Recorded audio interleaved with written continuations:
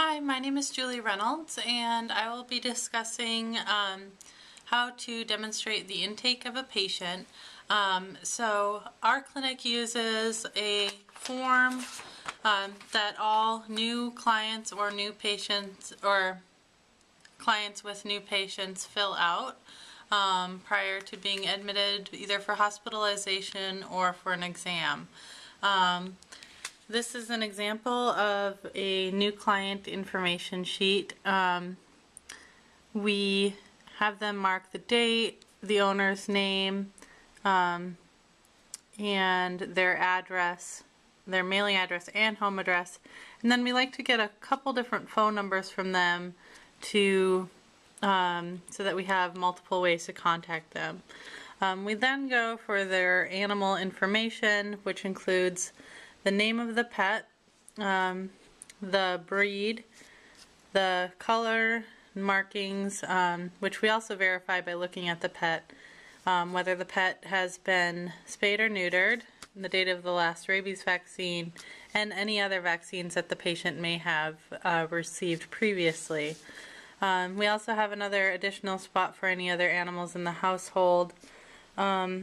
We ask the owner if their pet has any medical or physical conditions, which we should know about, what they're currently feeding the pet, and if their pet is on any medications or supplements.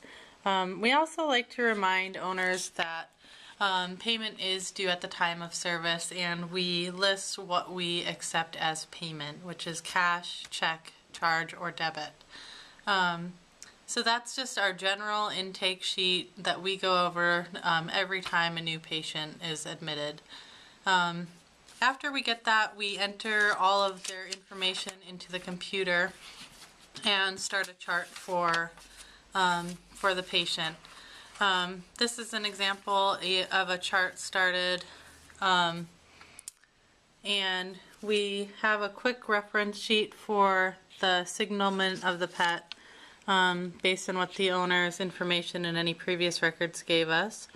So this has their patient ID, also their client ID, and the name of the pet, that it's a canine, which breed, the sex, color, markings, and date of birth. We also, on this form, have some information about which vaccines have been given. It's kind of just a quick reference.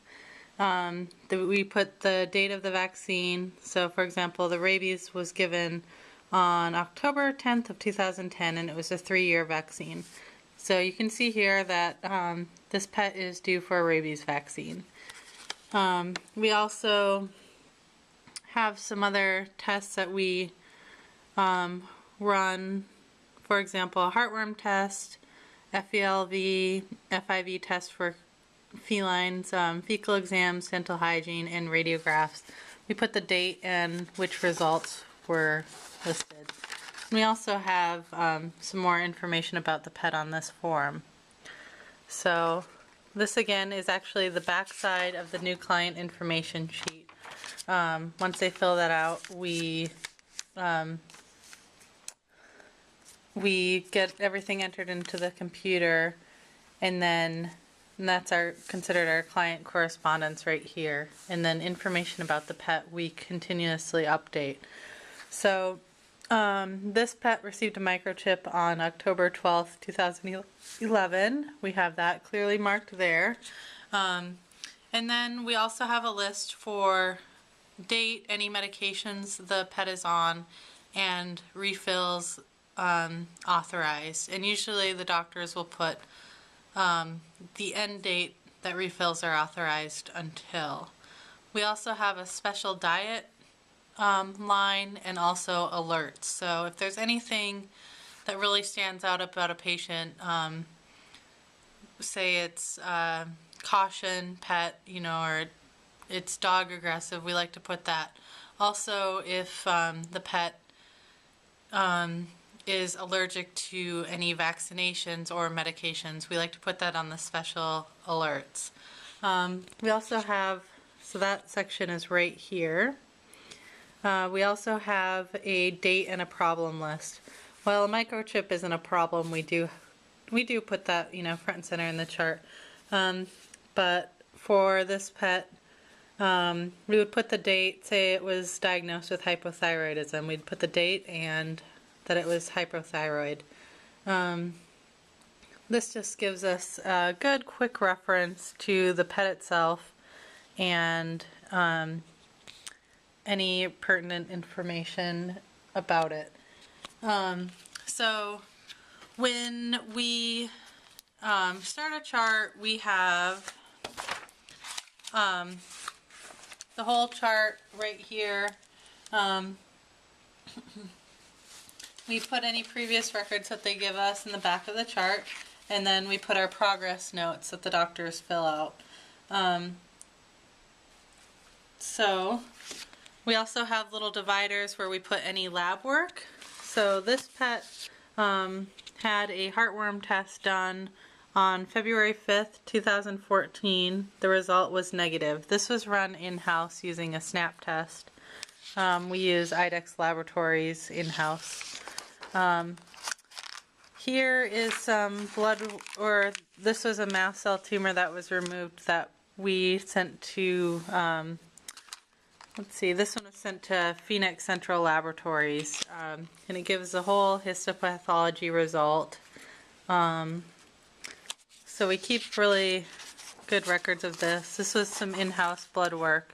It was a CBC, chemistry, and electrolytes. So when we admit a patient in for surgery, we have them fill out an estimate. I have just a generic estimate for a pet here. It is, let's see,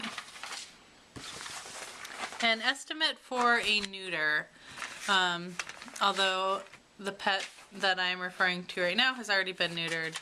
We have this estimate made up. So it is right here. So we give this to the client to look over. We have a low end and a high end.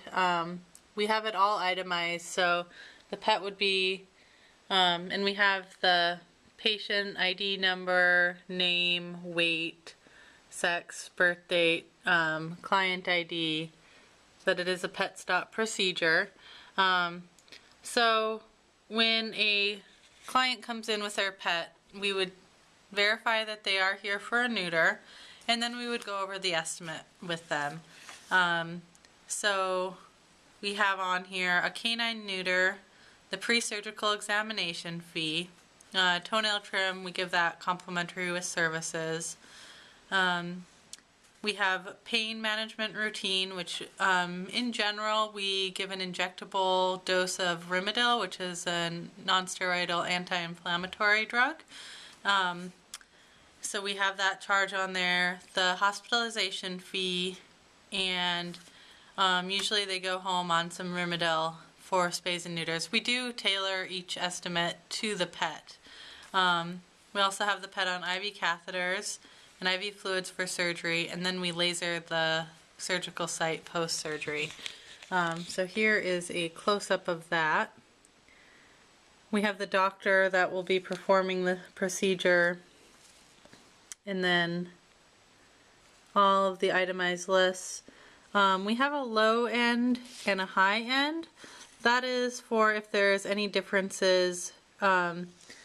So, for example, if we weren't sure that the pet would need Rimadyl, we would put a 0 to 1, and that would change the low end and the high end of the estimate. So that is page 1 of our surgery intake form. Page 2 is a note that basically this is an estimate of services. We try to provide the best possible care, and we keep in contact with our clients to let them know of any changes that may occur to the estimate. And also that we honor the estimate for a total of 30 days. So if they do not come in for the surgery within 30 days, our prices are subject to change. We have them leave a good phone number for us to reach them at. And also, if there are dental procedures being done, we have a note whether they authorize teeth to be extracted or not. Oftentimes it's really hard to tell whether teeth need to be extracted until the pet is anesthetized. So we let them know that there is an additional charge if teeth do need to come out. We have them verify that their pet has not eaten within the last 12 hours. So they can put correct or incorrect.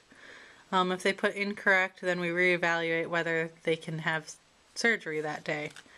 And then we have a payment policy that we accept checks, MasterCard, Visa, and Discover. It's expected when the services are done unless prior financial arrangements have been made. We also have a preoperative blood work consent.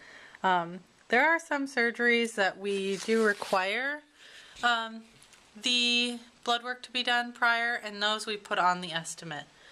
For routine surgeries such as spays and neuters, we don't always require blood work to be done unless the pet has some known health issues.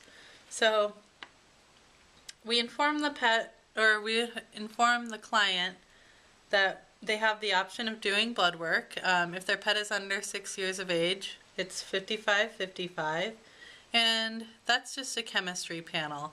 So we're looking at liver and kidney values, and we also check electrolytes. So checks for anemia, diabetes, and kidney and liver enzymes. On the third page, which is right here, we go over with owners, if their pet is over 6 years of age, we recommend that they do a CBC chemistry panel. And basically, we check the pet's overall health status, liver function, cholesterol levels,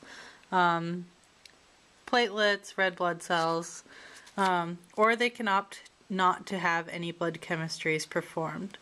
We also have a section where they can list which medications their pet is on, the dosage that they're giving, and the time that the pet last received the dosage. The authorization to treat section of this is that the owner understands the terms of the agreement and that it authorizes our staff to perform the indicated services. And we do go over this all with the client. We let them know that there is risk involved and potential for complications, and basically a payment agreement that they do agree to pay in full, and that they are the owner of the pet presented for care. So every time a pet comes in for surgery, we do go over all of this with them, and we keep any estimates that we've made for the pet in the chart.